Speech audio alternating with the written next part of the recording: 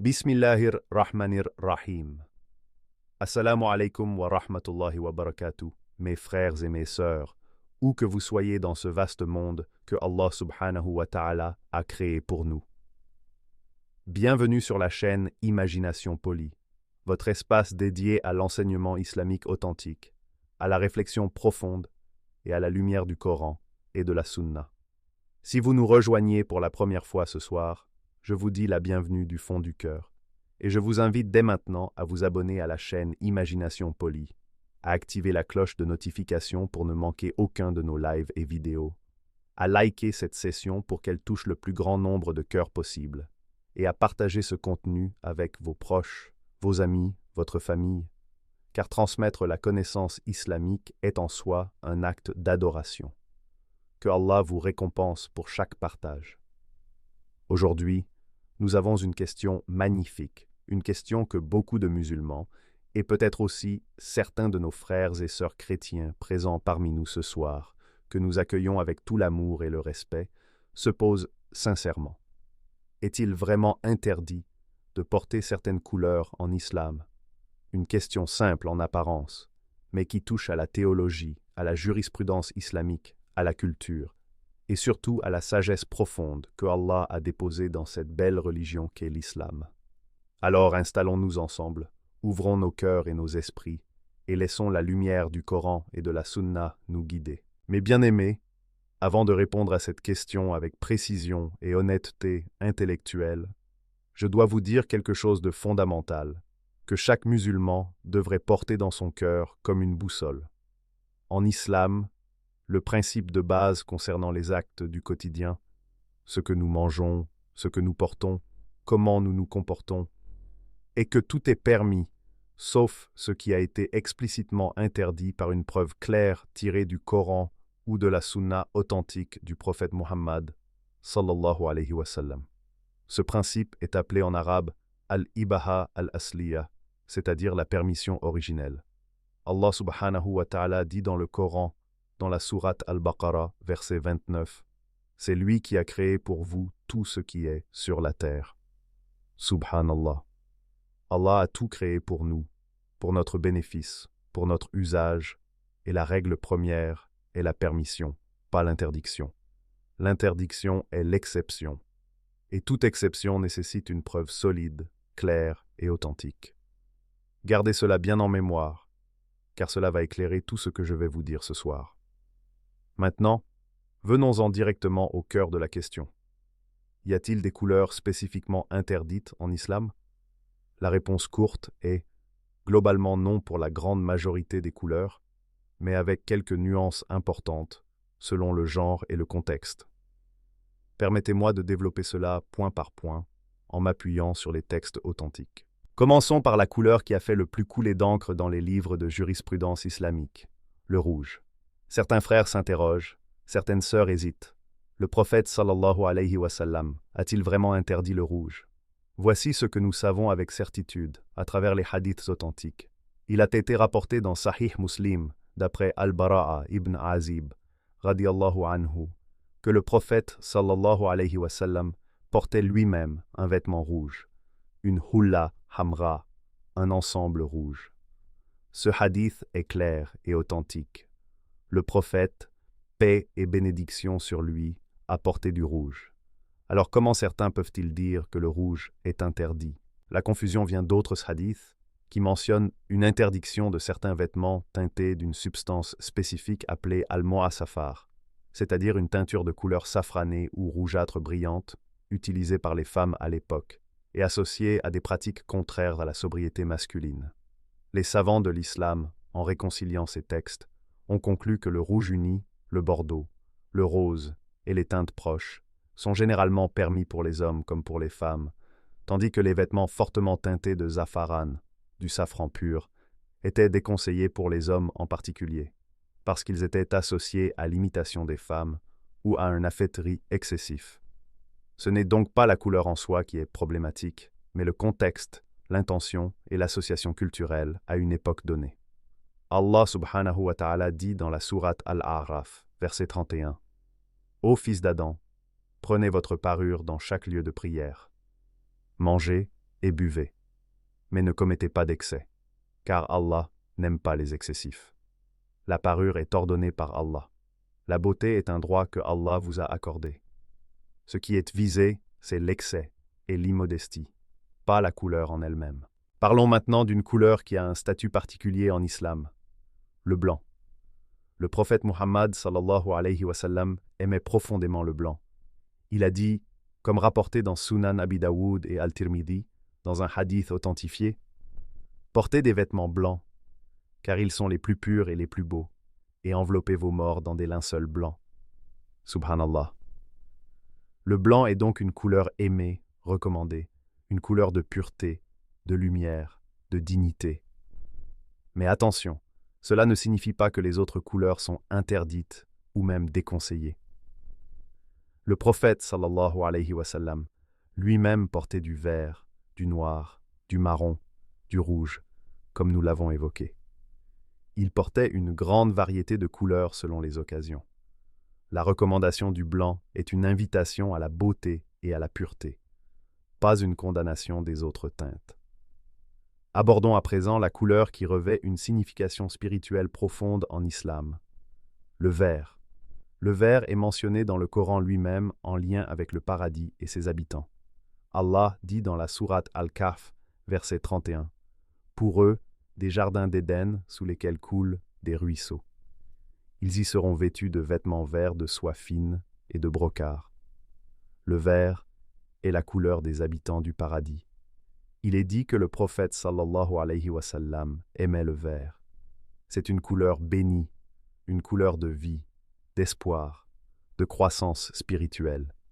Les savants s'accordent unanimement sur le fait que le vert est une couleur noble en islam, et il n'y a aucune restriction à son port, ni pour les hommes, ni pour les femmes. Venons à présent à la couleur noire, l'une des plus portées dans le monde musulman, et pourtant source de questionnement. Le noir est-il maudit, comme certaines personnes le disent parfois à tort? Absolument pas. Il n'existe aucun texte coranique ni hadith authentique qui interdise ou maudisse la couleur noire dans le vêtement. Au contraire, il a été rapporté que le prophète sallallahu alayhi wa sallam lui-même portait un turban noir, que ses compagnons portèrent du noir, et que Aïcha, radiallahu anha, la mère des croyants, cousait des vêtements noirs. Le noir est une couleur de dignité, de sobriété et d'élégance dans la tradition islamique. Les abayats noirs, les turbans noirs, les tobes noirs, tout cela est parfaitement conforme à la sunna. Ceux qui disent que le noir est une couleur du mal ou de la tristesse en islam confondent des croyances culturelles ou superstitieuses avec la véritable tradition islamique. La religion d'Allah est pure de ces superstitions. Allah dit dans la sourate Az-Zumar, verset 18, « Ceux qui écoutent la parole et suivent ce qu'il y a de meilleur, ceux-là sont ceux qu'Allah a guidés, et ceux-là sont les doués d'intelligence. Soyons de ceux qui reviennent aux textes authentiques et abandonnent les traditions inventées. » Il y a cependant une restriction qui mérite d'être mentionnée clairement, car elle est établie par des hadiths authentiques. La soie pure et l'or sont interdits aux hommes musulmans. Ce n'est pas directement une question de couleur, mais cela peut influencer certains choix vestimentaires. Le prophète sallallahu alayhi wa sallam a dit, comme rapporté dans Sahih al-Bukhari et Sahih Muslim, « L'or et la soie sont permis aux femmes de ma communauté et interdits à ces hommes. » Donc si un vêtement rouge est fait de soie pure pour un homme, ce n'est pas le rouge qui pose problème, c'est la matière. La couleur reste permise, mais le tissu peut être soumis à une règle spécifique.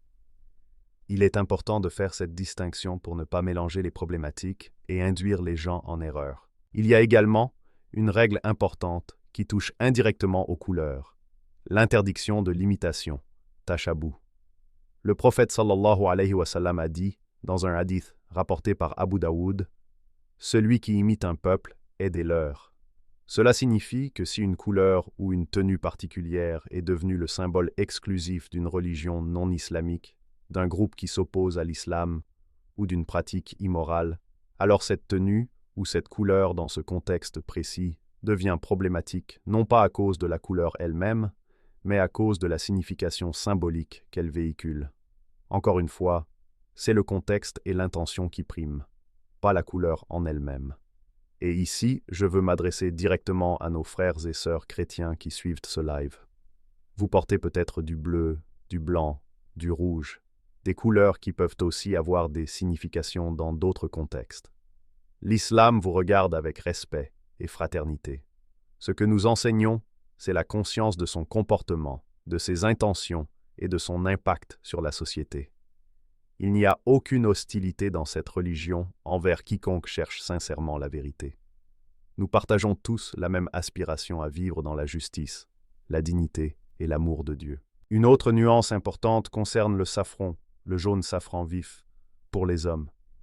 Il y a des hadiths qui indiquent que le prophète sallallahu alayhi wa sallam a découragé les hommes de teindre leurs vêtements avec du safran pur, parce que cela était associé à une certaine forme d'ostentation ou à l'imitation des femmes à l'époque.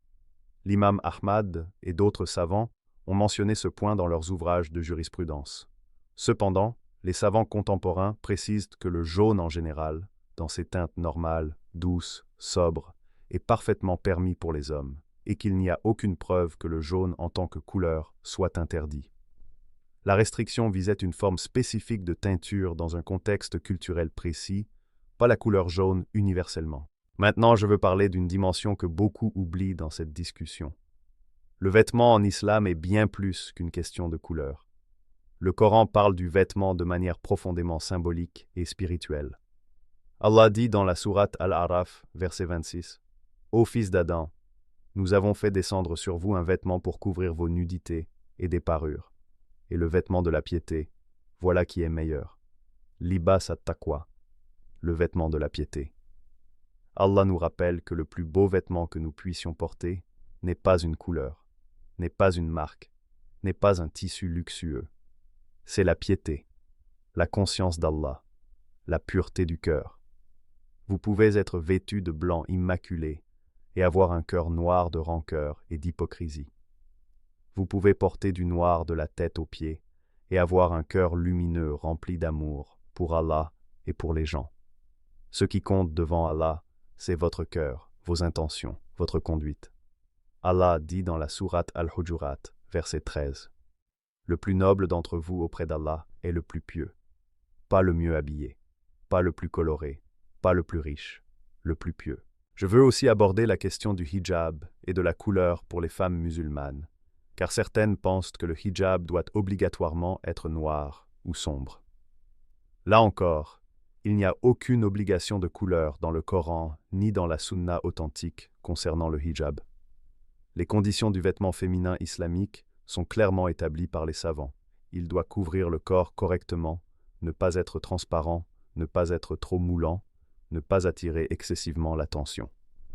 Mais en termes de couleur, une femme peut porter du blanc, du bleu, du rose, du vert, du marron, du gris, tout ce qu'elle désire dans les limites de la décence islamique.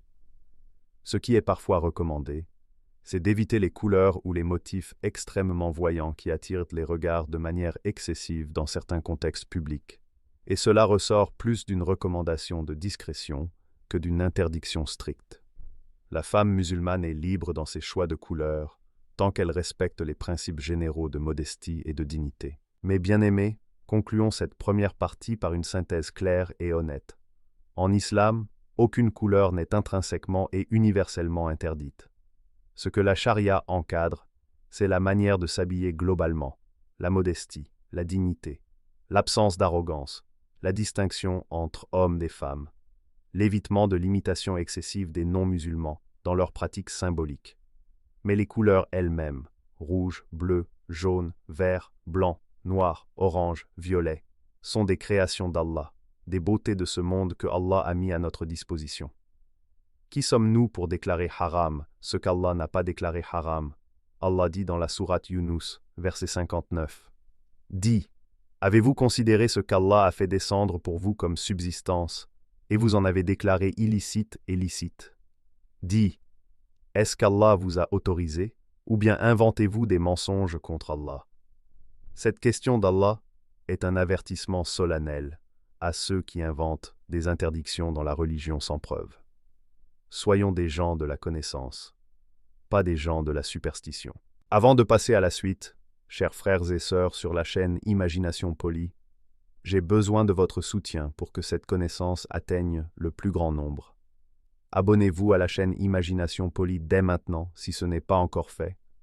Likez cette vidéo pour que l'algorithme la pousse vers plus de personnes qui ont besoin de cette lumière. Partagez-la avec votre famille, vos amis, votre communauté, car chaque personne que vous guidez vers la connaissance islamique authentique, c'est une récompense qui continuera à couler dans votre balance même après votre mort. Et commentez en dessous ces deux mots bénis. Allahu Akbar.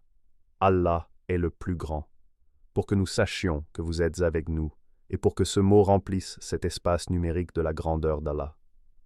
Que Allah vous bénisse, vous protège, vous guide et vous récompense généreusement pour votre soutien à cette chaîne dédiée à l'enseignement islamique authentique.